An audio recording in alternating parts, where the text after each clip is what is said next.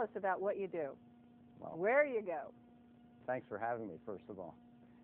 Yeah, boy, I'm awfully busy, aren't I? You I'm certainly not sure are. how that happened.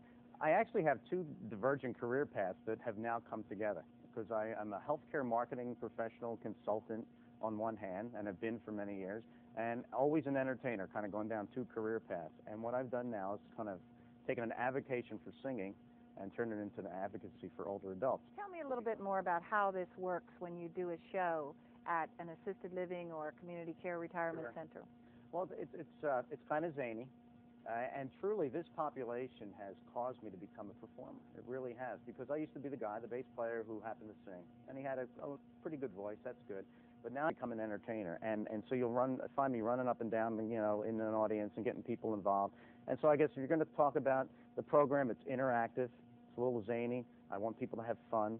I want to touch every single person who's there. So if I'm in a nursing facility, for example, and somebody has a condition where maybe they can't get their head up, I'll be on the floor essentially like this, saying, hello, I'm glad you're here. I want you to know that I know you're here, and we're going to have some fun. And then I have a kind of a theme to each month. I have 12 different programs. There's a theme to each month. I'll just give you a taste of my February program that's kind of the example I use all the time. February, Be My Valentine. So, romance is in romance. Well, but before you can have a Valentine, you start out single. And so I asked the gentleman, and it's great, because in assisted living and nursing facilities, just because of genes and the way we age, women outlive men. And so there's 2 gentlemen and 50 women. I said, gentlemen, you're in the best place you could possibly be. Congratulations. I said, but before you had a Valentine, what were you? And they're thinking about it. So you were a gigolo. And everybody goes, ooh. And I said, women. Okay. I said, ladies, what were you? And they think about it, and they said, gigolette. And then there's a Louis Prima song called I'm Just a Gigolo. And so you start there, and now you haven't met your Valentine yet. But the activity directors in these places have so many activities that you're bound to maybe socialize and meet somebody. So you might be at a cocktail party or something, and they do have them at the assisted living facilities, and across the room, you see that Stranger in the Night. So sounds like a Frank Sinatra song. Like. Sounds like a song to me, Strangers in the Night. And then I say, after that, you get hit by a pizza pie, which is That's Amore, which means basically you're smitten, you're now in love. And so you find yourself, when you're in love, doing crazy things, like sending red roses to a blue lady, another song. Finding you can't smile without thinking of them.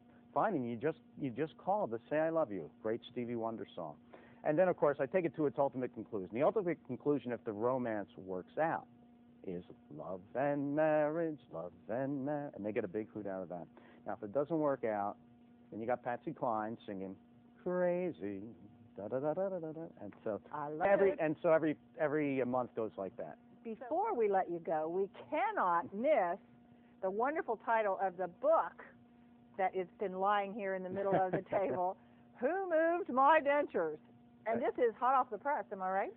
Actually, 3 days ago, off the press. 3 days. Don't you love that title? I do indeed. Well, I could tell you a little bit about it, how it started. And it started basically as a collection of stories of people I would meet, 250, 275 performances a year, Florida to New York. You meet a lot of people, and older adults have great stories to tell. Even if they were just homemakers in their other life, they have great stories. Nobody takes the time to ask them their story, and that's what this book started out as is asking people their stories. And it then told a bigger story about these facilities that I entertain in. And so what happens in each chapter of the book, I raise a myth about living in an assisted living facility or living in a nursing facility, and then I tell a story of a real person who's graciously consented to interview and talk to me about how they break all stereotypes.